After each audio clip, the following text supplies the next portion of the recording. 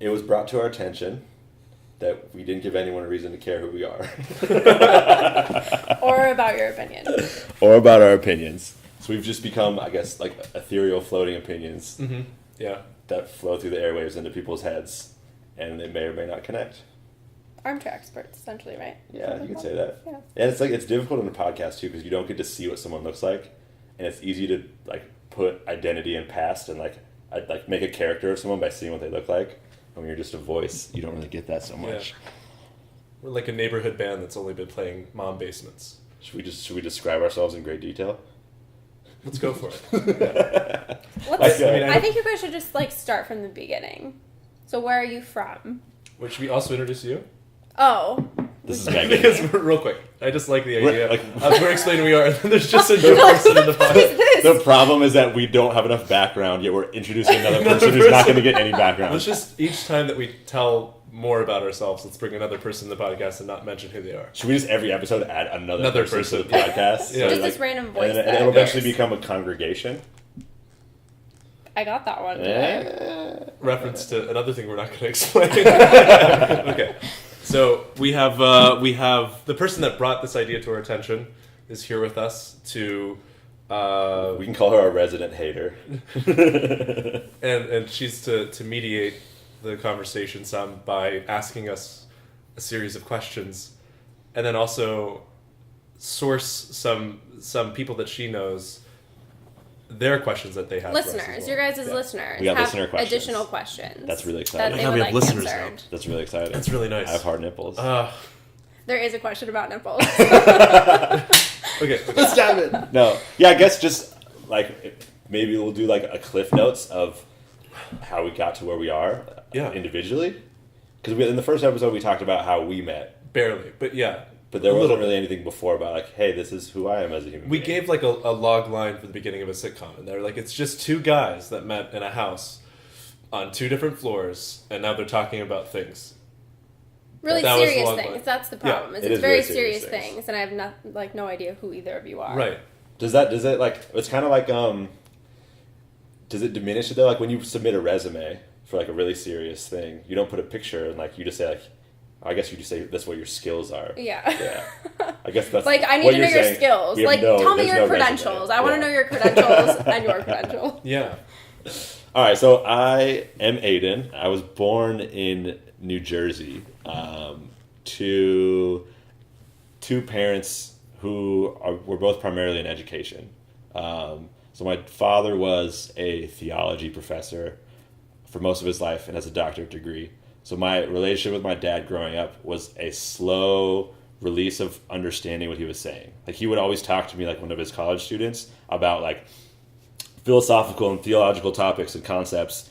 And my early memories of my dad are just not having any fucking clue what he was talking about. And then as I got older, I just remember like unlocking more of what he was saying.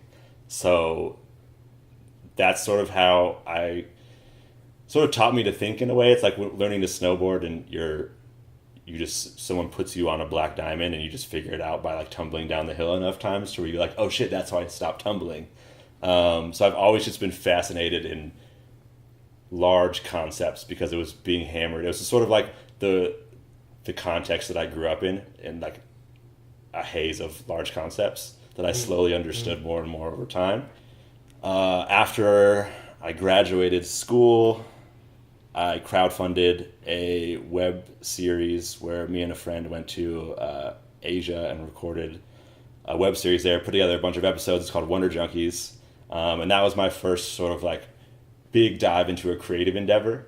So this podcast is sort of a culmination of that creative endeavor and my upbringing sort of with my father and my parents of just string together concepts and big ideas. And it's sort of a mix of how I grew up and sort of where I have been pushing myself as an adult to put a creative project together.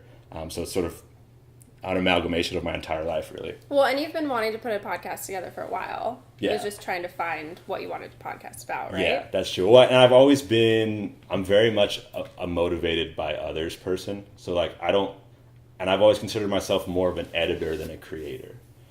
So I've always needed someone, I think, else there with me, because for me to just talk and just create I don't think I'd be able to do that. Yeah. But I'm really good at taking bits and pieces of other people's ideas and putting them together into something original. So do you think that David inspired you to actually do a podcast, or how did that come Yeah, together? the thing that I think about us that makes us work so well together is David is a purely creative force, and he's always had trouble editing his ideas down. Like he's sort of this like floating creation intellect, and I'm this sort of grounded thing. So us having a conversation together is always this like cool process of like him spewing this large idea and me like taking bits and pieces and helping him like Making it like digestible for everyone. yeah, like crunch it down into something that's easier to digest, and like that's like more grounded and more connected to like earth, like reality. Yeah.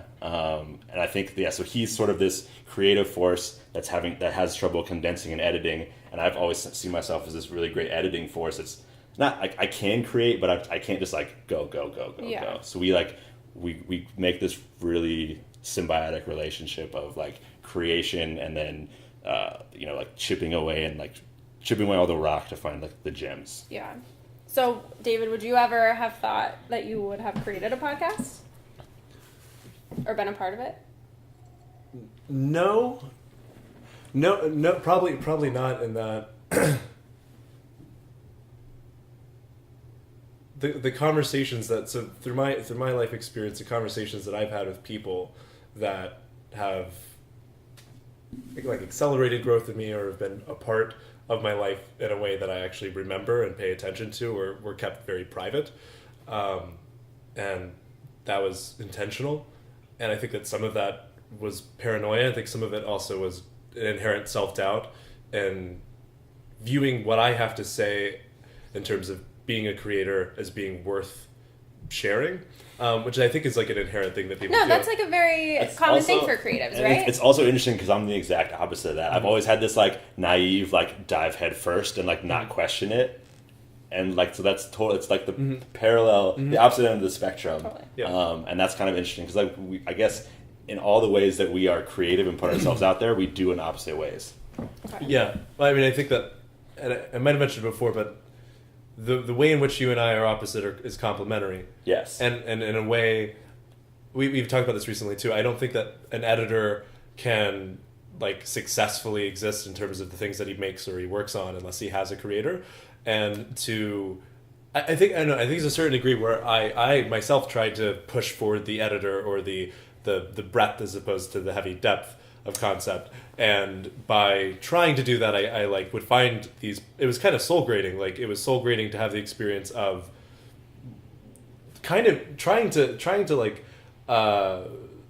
putting on the show in myself of taking high concept and editing it down when I knew that a high concept had to be there. I guess my point is that it's difficult to balance those skills, so it's like very helpful to have another brain in general. Yeah. So that's on the pretty true. opposite end. Yes, because every time I've like gone into something creative, I always get to the point where I have nothing more to add to it, and all I ever want is like, if I had someone else to bounce this off of and like help me chip away at this, it could take it to this next place where it needs to be. And I have exactly the opposite problem where I'm like, I have too much, and also I've just made 4 metaphors in a sentence. That doesn't make sense. It'd be really useful. Actually, really impressive. Yeah, it'd be really useful if somebody could take one metaphor and be like, let's put this to good use. I can never I'm literally the opposite. I always get stuck at a point where I'm like, I have nothing else to add to this. Yeah. Like I just need the 1 or 2 more ideas, and like it'll go to the next place. And I always find myself like tapping out or running out. And you're the opposite.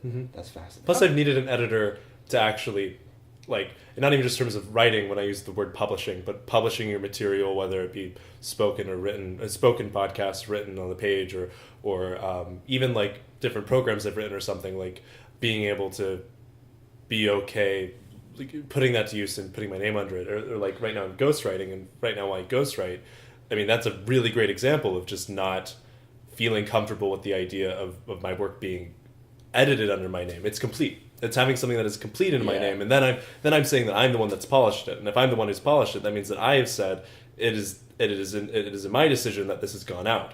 So it's full responsibility of that.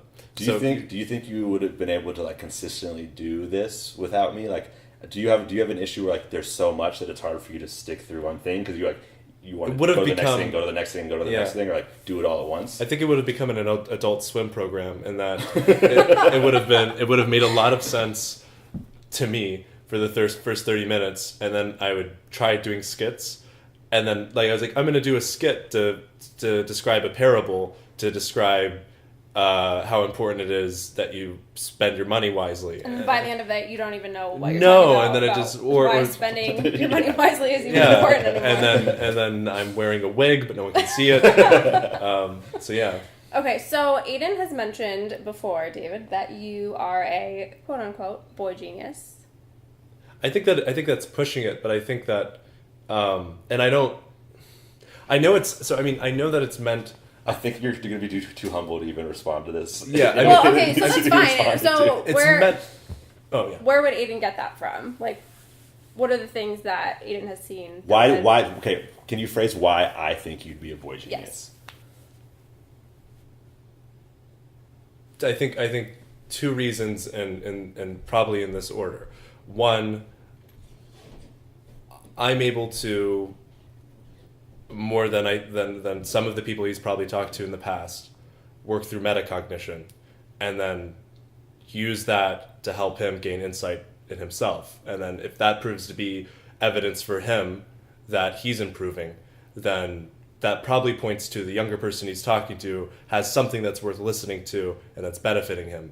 And that's probably not comparatively true to most people he's talked to. So I think that when he describes me as a boy genius, it's mostly because the information that he's given commonly from somebody that's younger than him, whatever, is not information that is, one, like the processing of that information makes sense and points to intelligence, and two, that the output of that benefits him directly in a way that makes him feel intelligent, I guess is the best way to describe it. Okay, so let's break this down for the people at home. Yeah. Let's start with metacognition. Yeah. Yeah.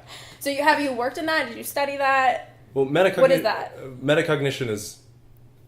I don't think there's a degree in metacognition. That'd be really funny, and if there was, I think... You would be the person who starts it. Well, that'd be really cool. I mean, metacognition essentially is just the ability to self-analyze your own thinking and readjust it and change it over time. It's almost like when you, instead of just going to the gym to work out, you create a workout routine that helps you work out better. Well, then you make a routine for your workout routine. Yeah, so metacognition is it's sort of like creating a structure or a concept around the way that you think, so you can think better. Okay. So if you put it into a system where that has like you go through A, B, C, and D, and you get this at the end. It's the same thing with a workout. So you're gonna do your arms and do this and do this. Here's a really good example. If I'm somebody who makes something, let's say I make chairs for a living. For some reason, this is a metaphor I use all the time. I don't know why. Maybe I want to make chairs. But anyways, you want to make chairs. You want to make good chairs, and you have 5 tools. You want to make puppets. You want to make good puppets, man. You want to make them. You want to make them good. We got a puppet reference in every episode. Every single one. Yeah. It's slowly spreading through all the people we know. So you want to make chairs, and you have 5 tools that are used among all the people that make chairs. And after a certain point, you get really good at making chairs. And then what you might do is you might create a better process of making chairs with the same tools, right? And you're getting closer to metacognition in this analogy, I think, by doing that. But then over a period of time, the how efficiently you can make the chairs depends on the tools. So then you end up no longer being just a chair maker, an expert chair maker. You automate the process, or you perfect the process. You make new tools. And once you make new tools for making the chairs, then the process then what is efficient before can be surpassed. So the inherent principle, I think, of metacognition is that you're not just rearranging the structures of the way that you think and being aware of them, but you're creating cognitive tools from that to make things of that. That's why it's meta. So it's almost like you keep zooming out, right? So you start making chairs, you get as good as you can at making chairs with the tools you have. So then you start to make tools, and then those tools you make better tools to make better chairs. Yeah. And then once you made all the great tools you can, you make something that makes tools for you. Yeah. And that thing makes tools on its own. So you keep zooming yourself out, sort of like working your way up like a corporate ladder, like building a business. Like, so were you always like that then? Is that how you have always processed I think this leads into my life story. Yes, this is what I wanted. Okay. It's a little bit confusing, and the facts tend to be... I get in like a Sometimes it feels very delirious, and it makes sense why. But so I was actually born here. I was born in Asheville. And I haven't mentioned this to you directly, Aiden, but I technically moved around in memory a little bit as I was growing up because of reasons I'm going to explain in the course of explaining my life. So I was born here to a single mother. Hadn't known anybody in my family. Never met my father. And my mother was the best aptly described. Like, if she's somebody that somebody was always trying to reference out of a DSM, and that they could never really characterize what mental illness she might have. And so, What's a DSM? oh, it's God, I fucking diagnostic, and I forget what it stands for. But it's the book that you basically that all mental illnesses. Oh, that has all the illnesses. Okay. In it. Yeah, Okay, yeah. okay. I know what you're talking about. And so, I think it could be best described in terms of her symptoms as schizophrenia. And so, inherently, growing up with her, I was in a process of doubt, because the things that you're being shared the things that a schizophrenic person will tell you tend to not be like what other people tell you. And so I was in a constant sense of doubt growing up, very young, and we lived in several points in just very small apartments. And because I'd characterize her more as paranoid or delusional in those ways and stuff, it was heavily sheltered.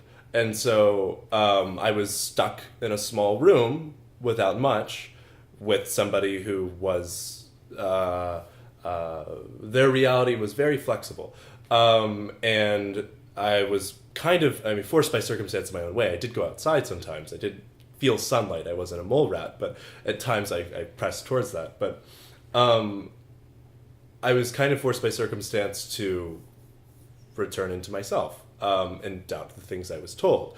And I was pulled out of school constantly because of these reasons, and repeated a grade because of that. And so as I was growing up, it was of necessity that I don't know, I just said that like of necessity, I'm sorry. Was that enunciated well enough? I was put in a position where I had to think for myself and self-educate. And so I think that over time I learned the value of being what's called an autodidact, which is like a self-learner. You teach yourself. And so I read a great deal when I could. Never had a computer or anything like that. That wasn't until I was like 18. I'm going to try to get to this as fast as I can. But try to teach myself. And it was in those early periods, the formative years. Again, I'm just hitting these fucking consonants, man. It was in the formative years where I began forming, I think, my basis of metacognition, which wasn't just so much imagination. I mean, that was its root, and that all kids share, and that's why I still respect that and love that in kids, and also why I loved puppetry. But it was an imagination with a real world purpose for me, in that I did not understand real world, and any of that real basic conditioning that you were given by a parent, or that one is expected to be given by a parent, was simply not there for me. And so I was reading Alice in Wonderland constantly. Not actually the book, I'm sorry. I'm making a metaphor here. Fuck. I was basically reading Alice in Wonderland every time my mom told me, this is how the world works. It's like stop signs are green. It's like, that doesn't make sense.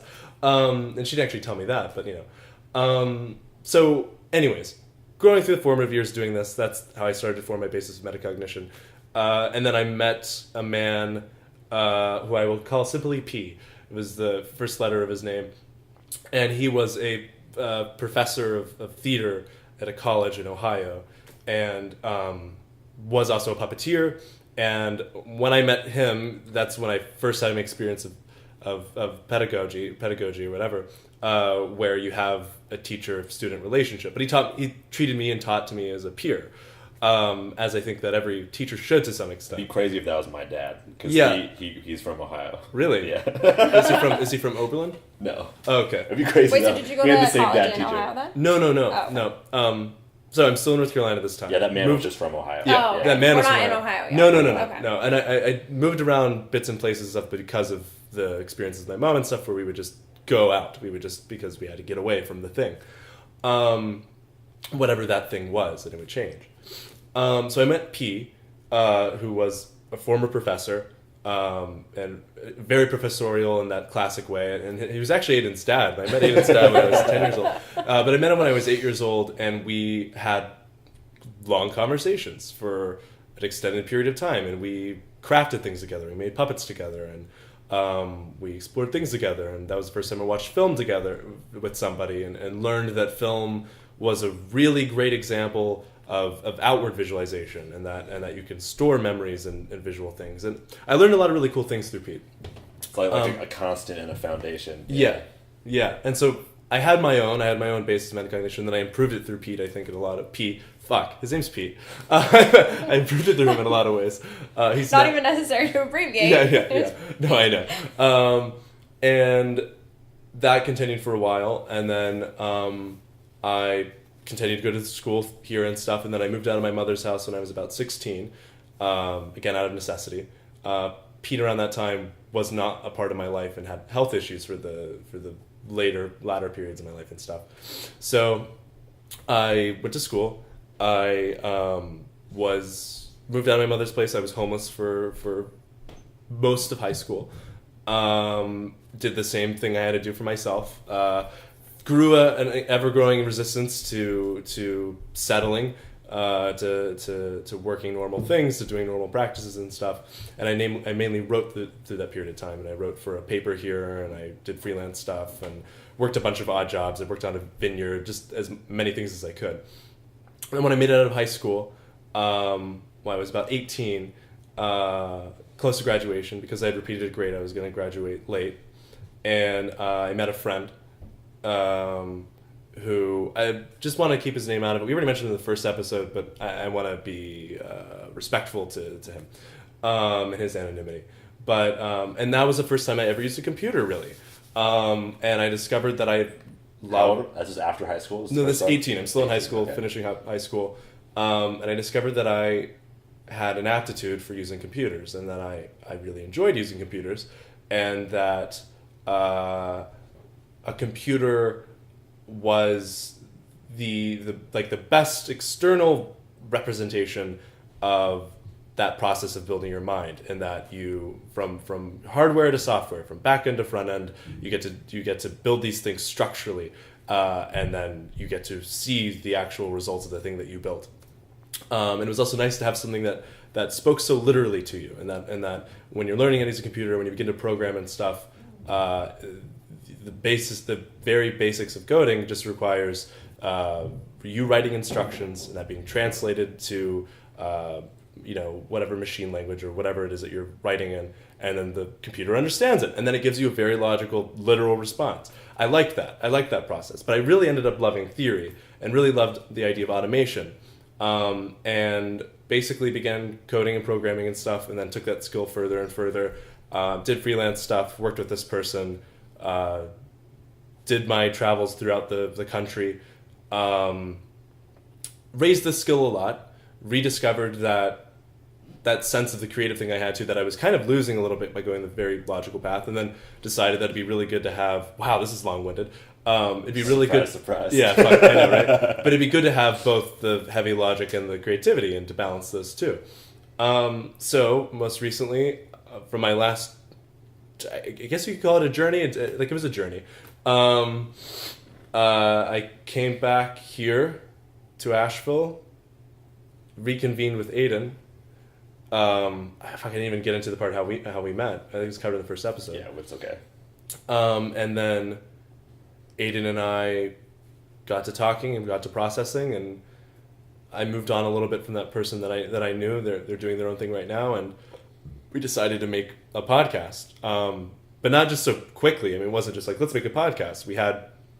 We met in the way that we meet, which is I create and he edits, and we kept on doing that through conversations until we came up with an idea. And we just needed an idea to motivate us, and now we have it. So hopefully that is a life story. Yeah, I mean, this is really before we recorded anything. This is just how we hung out. We would sit down across from each other, and we would just talk about stuff and concepts and ideas and things we're thinking about, and we would just sort of create this natural push and pull that we thought would work well as a podcast, and then eventually stumbled onto this sort of Misaka thing that we saw just like so much value in, that we wanted to just share it, because like it's such a unique system of just putting something in and something better coming out at the end. And it's the perfect sort of metacognition and editing, and it fits everything, and it can, there's just so much versatility to it. And yeah. Cool. That answered my question. That's all I needed. That's all you needed? That's all I needed. We're good. Bye. Okay. All right, guys. Come by next week. Megan for opens the up her other umbrella thing. and flies away like Mary Poppins. Yeah, metacognition. And yeah, even like we discovered when we first met early on that we both had so much more experience points in different places. We're like, in like day-to-day life and doing stuff, I have all these sort of like methods and written rules and like ways that I have like disciplined myself in action and like that make my experiences better. And he has all these things that he's crafted in systems and structures to make his thinking better. And we found that like neither of us had gone as far in the direction as the other one had. So instead of one of us trying to figure out the opposite end by ourselves, we just figured we could share our data and help each other. So like I would pull him into experiences, and he would pull me into sort of meta concepts. You brought me to one of my. I already been to a few bars at that point. But you brought me to one of my first bars, and you're like, we're gonna have an experience, and I remember like shakily holding an old fashioned and being like, "This is what experience is." But it was really, it was enjoyable though. But that was too adorable of an example. But that's really true, and I think that for me, I kind of like I spent all my time attributing my skill points and stuff to thinking, and I think him to experience, and we've talked about this. And so in some way I've just wanted, and in some ways needed, somebody to offload thinking into, because that's what I'm best at, and I offload it, and then he's very good at completing things and doing things. Yes. And so this is just a really good start to that, I think. Yeah. It's like you have a start and I have a finish. Yeah. Yeah. And together we're a complete race. Rather Yeah. than I'm really good at finishing things, but like I don't want to just start a bunch of things. And like it's just if I start one thing, I have to finish it all the way. Yeah. And that's such a time-consuming process. Yep. My thing is, I don't know, because I'm also like a just go do it and don't think about it. Sure. So I always like opportunity cost is one of my biggest things that I'm always worried about. Of like, did I do the right thing? Did I think about it enough? Oh yeah. Is this the thing I should have done? Mine's always. I'm already 10 steps in though, so I can't turn around. Don't like think about it until it no longer needs to be done. Like just outthink having to do it. Yeah. And then also, so I mean, it's cool too because we get to like be really hyper aware of each other's flaws, and then as we talk about it, each of us individually are aware of our own because of this. Where like that's mine. Where I can start 50. My thing is to have every experience, right? So because the opportunity cost thing, there's this great metaphor in Mr. Nobody that I refer to constantly, where the boy in the movie, the younger version of the main character, he flips a coin, heads you go one way, tails you go another, or he knew if he held the coin, he got to technically have all experiences, but also none at the same time. And so his life fragments, and we watch all the paths he lives through. And I do that constantly still, where I hold the coin instead of taking it. I don't choose heads or tails. I hold it, and then I think about it, and I'm like, here are all the ways I can apply this. Or like doing 1% in every category. You know, it's master of none kind of thing sometimes. Although there are things that I've worked on, like this is the thing that I'm best at, besides for some reason driving. You're good at driving, or you're not good at driving? Excellent at driving. Excellent driving. Writing to a certain extent, coding to a certain extent, and then there's like a bunch of weird random skills. I was really good at making puppets for a while. Anyways, so many puppets. But yeah, like God, so David will always, every time we talk, David will always come to me with like 10 things, and I'm like, ooh, like I kind of like this part of that one thing. What if we pivoted it this way and like pulled it down to here? And he's like, oh, that is a good thing, and then we can sort of run with that. And like, it's just that's how we sort of organically it's always happened. This is really fun. Okay, so let's lighten the mood a little bit. We're gonna play a game. It's called Questions. Oh, well, that question. Questions Seems like with a really Megan is the name. straightforward game. This is good. I mean, that's titled We weren't already a game called Questions. A game called Definitely Questions. title called. Yeah. No, it's for Questions with Megan. Okay. Questions with Megan. Questions with Cues Megan. with them. Cues with them. Okay, so let's see, Aiden, you can go first. Okay. Why did If I you- say okay? Go ahead. David approves. Tick. Okay, so if you could be in a movie of your choice, what movie would you choose and what character would you play? That's nice. Between two movies, Aiden? I mean, I go right to my favorite movies. So my top 3 favorite movies are Into the Wild, Good Will Hunting, and Big Fish. Am I actually this person in real life, or am I just playing them in the movie? No, it's a role. Okay. Yeah. So I would definitely love to play Emil Hirsch's role in Into the Wild. Ooh, Yeah. that's a good one. Yeah. I wouldn't want to actually be him because he dies.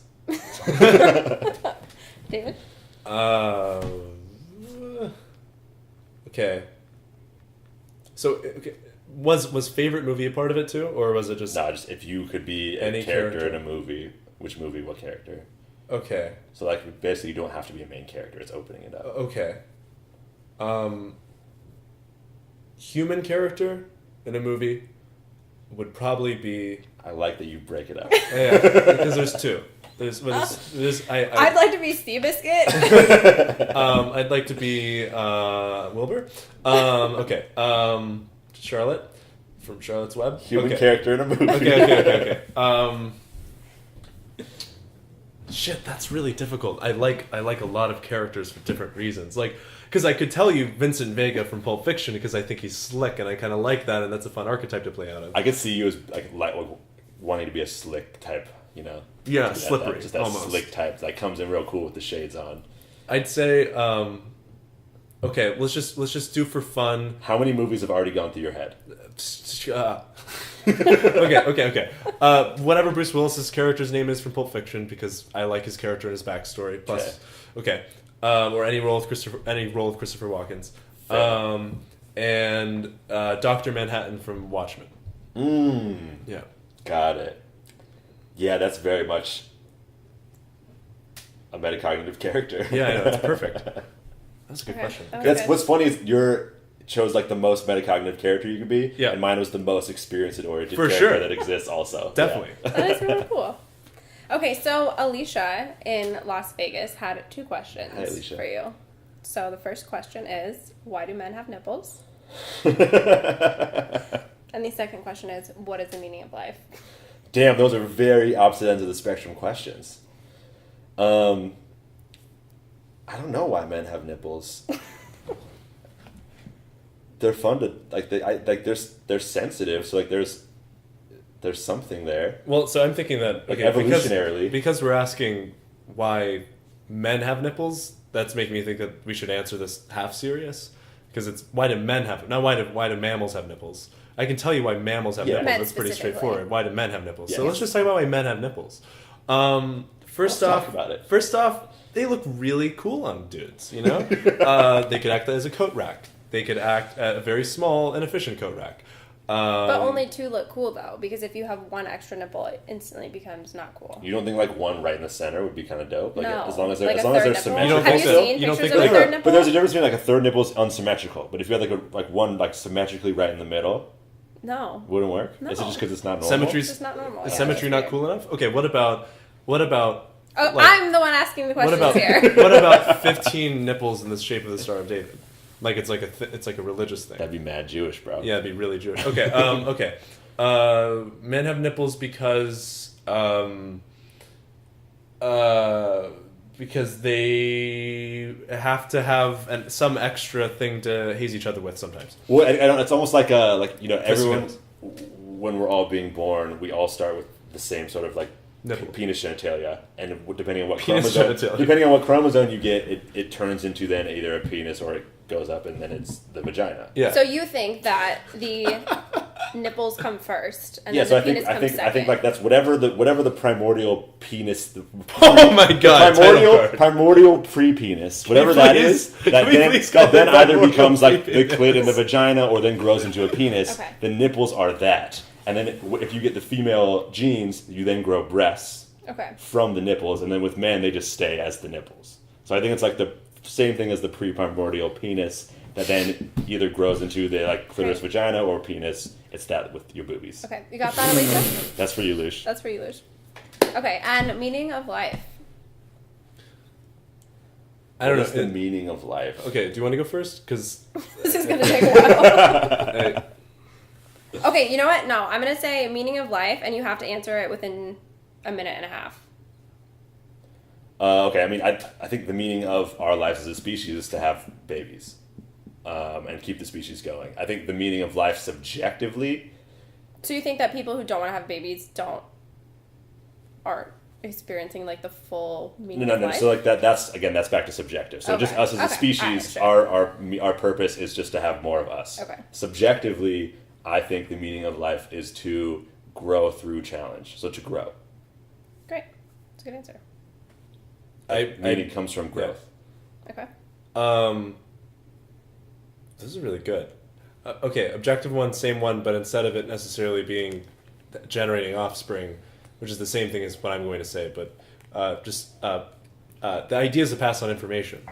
So objectively, life. So all living organisms are meant to pass on information. Storage of the meaning of life. Yeah, and then History. and then subjectively, I'm going to write off the same thing. I think that it's to pass on information, and I don't mean share your message. Even I think that your meaning, one's meaning in life is to parse information, and there will always be more. To parse information in a way that's critical to them, however that may be, because the subjective one is meaning is self-defined, so there's infinite amount of information ever growing. Parse it, decide which parts of it you want. Bam. So I think it's the same on both ends. Interesting. Well, I like that because like all sex and procreation is actually all it's doing is passing information. Mm-hmm. You're passing information from one person to another to make a new thing. And then interesting. Okay. Yeah. Okay. Amy in San Diego Hey, Amy. would like to Hey. know why birds migrate and why birds don't get jet lag when they migrate.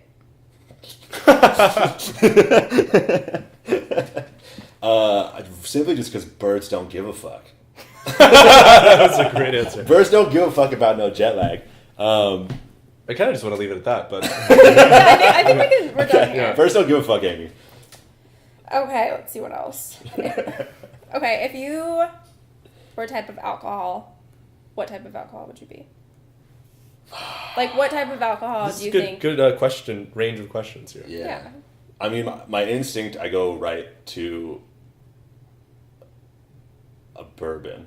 Like, I just think I'd be something that's, like, aged in a dark room by itself in kind of, like, a dingy place. That's Okay. a nice description. And then, like, it makes people feel good in the end somehow. Okay, wait, I have a fun idea. So, what drink do you think David would be? Type of alcohol or drink? Yes, type of alcohol. Type of alcohol. You know what? No, you can drink or type of alcohol, either. Yeah, it doesn't have to be alcoholic. I'm talking smoothies. I'm talking milkshakes. I kind of feel like you would be a really classy vodka. Just something that, like, starts as, like, this simple potato-based thing, but then through time and care becomes something unattainable to most. Well, I didn't think you were going to write so thoughtful of a letter in your response. That was really nice. I don't say nice things often, so boom. You're good for a month. But good for a month. Okay. I paid my compliment rent. Okay. Alcoholic beverage, probably like Lefroy, Scotch. So just Scotch. And then drinks in general, probably... Oh, but see, now I'm just thinking about drinks I like, so never mind. Let's just keep it to alcohol.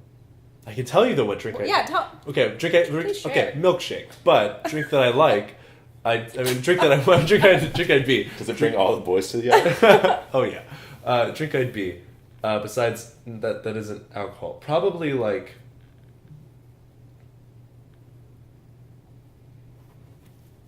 a glass of water. Okay. That was pretentious. What would you say? What do you say? We'll Super say I am. We'll just. Oh, okay. I'm kind of curious. Okay. I'm gonna do alcohol and non-alcoholic. Okay. Well, let's start with non-alcoholic. I mean, let's just not do alcohol. Okay. Let's just not do not alcohol. Wow. Okay. Too many negatives. Okay. See, if it's not alcohol, there's just too many choices. One sec. Okay. Take your time, bud. One sec. What kind of drink would you be? Oh, I'm putting a long pause in this podcast. Okay, you would be, We could fix it in post, bro. Don't worry. Oh, okay, dog. All right. Take that out. Please, God. Nope.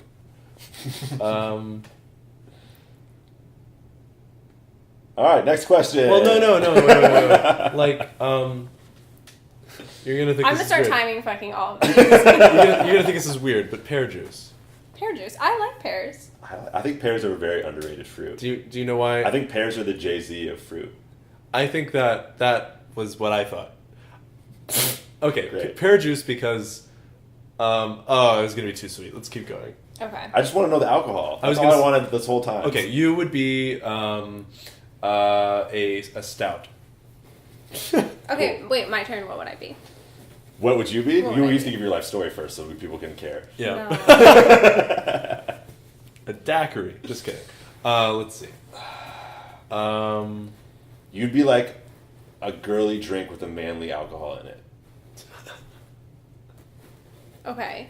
like something that you can put back easy, but like it could also like it'll kick you in the butt. Okay. You're something that's sharp on the tip of your tongue, and then very sweet as it Goes back. Okay. I'm okay with that. Yeah. Okay. Okay. You were looking for a specific. She was answer. waiting to ask us what Yeah. she was the whole time. Sorry. The moment she asked the question, she's like, I just want to know. Okay, so this is a question that we had at the bar last night, and we were a bit Okay. sad that you were not there to help us work through it. So, I'm gonna try to explain this the best I can. But That's all I can ask you to do. girls' pants, because I don't think it's guys' pants, right? It's just girls' pants. Yeah, this is David's specialty already. This Okay. is his category. All right, so girls' pants. Yes. Just picture a pair of black women's jeans. Okay. That's all you know about them is they're black women's jeans. Okay. Well, the dye comes off of So the pants when you touch them all the time. Like Aiden touched my pants and he got black dye all over his hand. I did.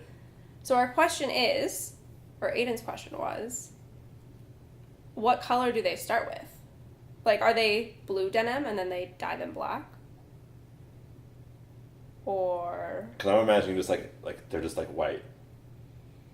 So you're saying Like, okay? say- So they're Should I pull There's the dye pants? that comes off on your hands. Do you have them? I have the pants. they're- I think I have to so show they're them the dyed, pants. Let's touch the dyed pants. jeans. Yes, and they're dyed black, and the dye comes off on her hands, which to me doesn't make sense. 'Cause, That like, doesn't make Why would sense. you sell something that just comes off on Yeah. your hands? Also, like, is it like ice cream if it's hot out? Okay.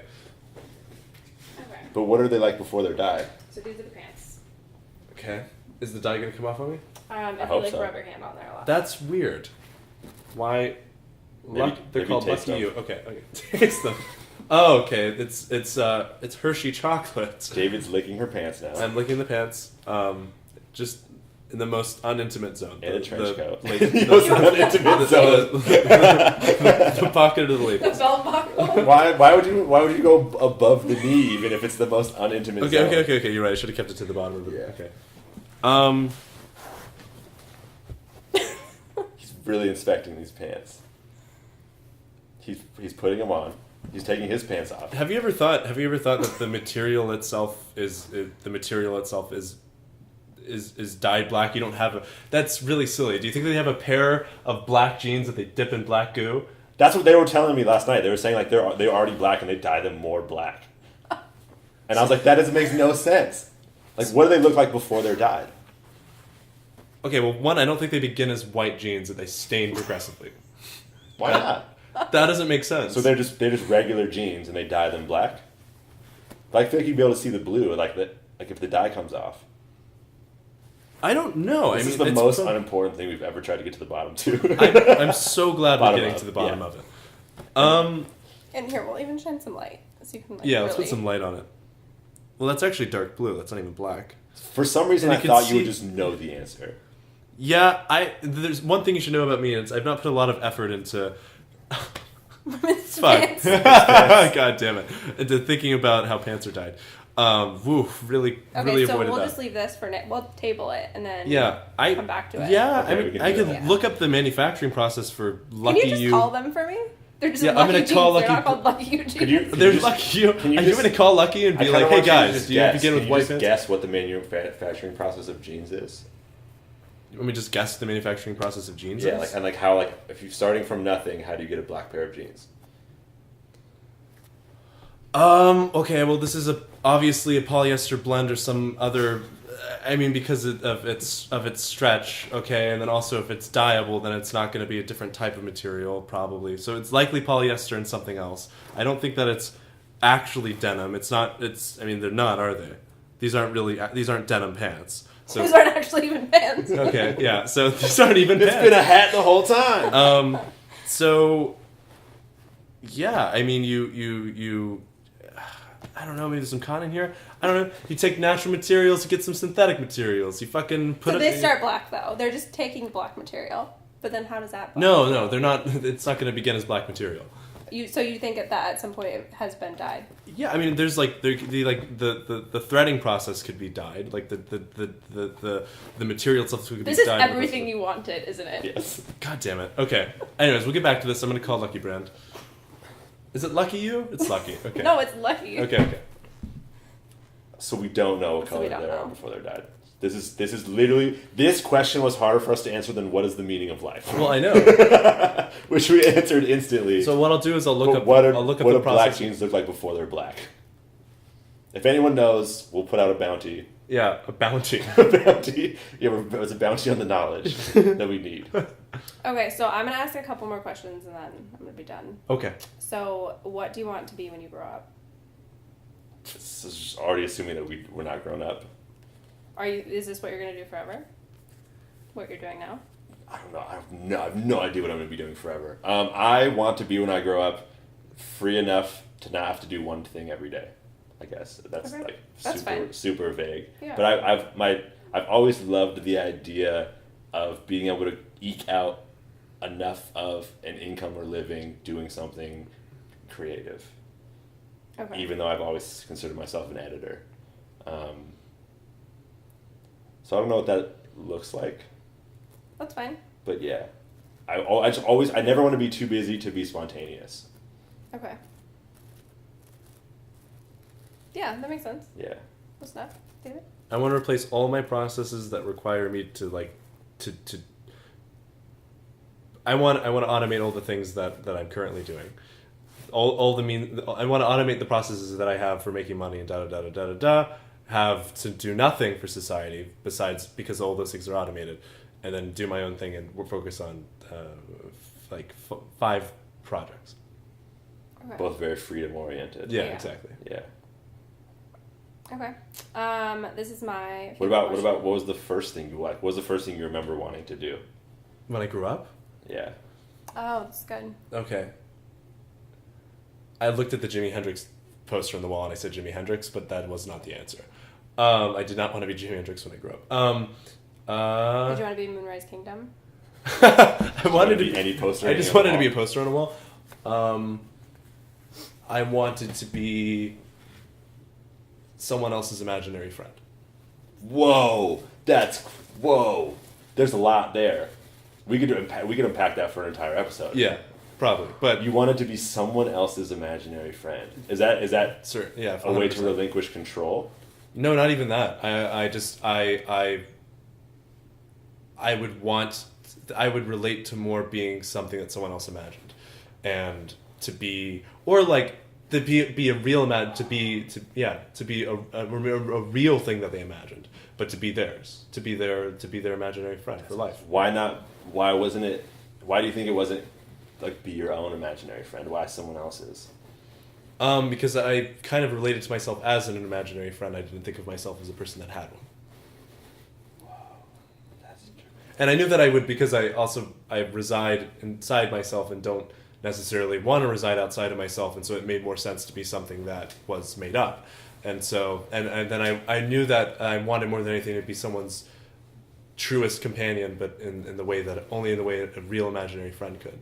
That's one of the most endearing things I think I've ever heard. Yeah, that's great. And Yeah. it's like you wanted to be. It almost sounds like you wanted to be freed from the constraints of like having to be a person, but also not lose the like being able to connect with a person. For sure. Yeah. Wow. So like it's like leaving what we consider our reality, but staying connected enough that you're not totally lost and floating Exactly. around. I don't know if there is an imaginary world or imaginary friend conference or something that meets, but like, it sounds like I'm posting it out. There is. So I didn't really care about necessarily residing in that world, but I liked the idea of like being that shape, just kind of floating through the world, and then there's a kid who's growing up and is like, hey, I don't like what is a thing, and I'm like, oh, let's figure out what a thing is, and then I join him and stuff, and I'm whatever he pictured me to be. There's a really cool Pixar movie in there somewhere. Yeah, I wish. Also, I mean, Calvin and Hobbes-ish too, but obviously, but like throughout not just his childhood but his entire life. Yeah, and it'd be fun like being able to like bounce from kid to kid and seeing all these different perspectives. I like that. Mm-hmm. So this is not for the podcast, but did you know that I never had an imaginary friend? I legit had an imaginary dragon, and his name was. But wouldn't that be your imaginary friend? Well, he wasn't a friend. He was a dragon. Like he was a person. Dragons can't be friends. They're dragons. Yeah. Was he more of a pet? Like, could he talk? So he talked to me. I just know that my parents said that they would get really mad because I would be like, slow down, you're driving too fast. Like, Elliot can't keep up. Oh, he had to just fly behind the car? He had to fly behind the car. Oh, I then, love that. Elliot? Yeah, and then, like, getting him into the garage, like, if they shut the garage too soon, I'd be like, oh, I'd have a meltdown. Like, no, Elliot's not here yet. You can't shut the garage. But I think that... So he just followed you around wherever you went? Yeah. Did you take care of him at all? Like, did he do things for you? I don't know. You don't remember? I don't know. I just know that everybody He was a thought he was a dragon. huge pain in the ass. Huge. Dragon-sized pain in the ass. That's a pretty big pain in the Oh, ass. that was the other thing too. Being an imaginary friend, and this is partially a Psych 101 thing, but made it so that they never had to do anything for me. Like if I was imaginary friend, I would just be in total service to them in a particular way. It's almost like a more fun version of like a guardian angel. Yes. Yeah. Cool. That's like the most noble childhood want. It's like there's like it's so like innocent, but also like deep. That's quite a one. I would literally, the first thing I remember wanting to be was a fucking senator. Just bossing people around all day. Like I've always and just shit. I've literally been like I listened to like political debates for fun like my whole life. I've always found that shit fascinating. And yeah, I guess that's not an imaginary friend though. That's wild. Well, if it helps any, my mom always wanted me to be a politician. She would tell me like every day. She's like, "You're gonna be a politician one day," and I'm like, "No, I'm not. Stop it. I can't do this." Nah. Yeah. Yep. Wait, so this is funny. This is just like a generic question. Uh huh. But a Did penguin. you make a Google Doc out of this? What? No, I have it on my notes. This Oh, one okay. was just like one. No, I'm spontaneous not crazy. question. It's on my notes. It's not on a Google Doc. Okay. That would be insane. A penguin walks through the door right now wearing a sombrero. What does he say, and why is he here? I'm wearing. Penguin door I'm wearing a sombrero because global warming's real. You piece of shit. Why? That's the biggest thing about global warming is the penguins just become Mexican. God, the fucking Jesus Wait, Christ, that can equators also be a moved title, on. right? Yeah. Mexican or Penguins become Mexican. Mexican penguins. That was Happy Feet. Mexican That was like Penguins half is of the title. That was Okay, half of the Mexican plot of Penguins. Happy Feet. Yeah, I don't know if you remember. I mean, it would definitely They were have Mexican? Robin Williams. I swear to God, yeah. Robin Williams, Yeah. like he did that like that Mexican penguin in Happy Feet. Yeah. It would be that voice. Yep. He'd be like, "Hello, my amigos." No, it would be the guy from what's the cat? Puss in Boots. Ah. Puss in Is Boots. that it? Would be his voice. It'd be his voice. See, now I just want to put him in big old boots. That'd be the A cutest little penguin in penguin. boots and a sombrero. What would he say? Yeah. Yeah, he'd be coming from like some global warming conference where the penguins are leaving and they're leaving Antarctica on their own and they're all meeting up in Mexico to decide how their life's going to work in Mexico, and he was coming to invite us to that. Why were we They invited? needed a third opinion. He saw the podcast and he liked it. Okay. Yeah. And on that note, On that bombshell. On that bombshell, we'll catch you guys on the next one. These distances I have to go, 'cause your illusion dust is all I know. Okay, guys, I figured it out. Solution to the dyed pants problem. One of two things. One, there's a dyeing process that's involved in the manufacturing of jeans where you'll like dye the yarn or the material that you're using.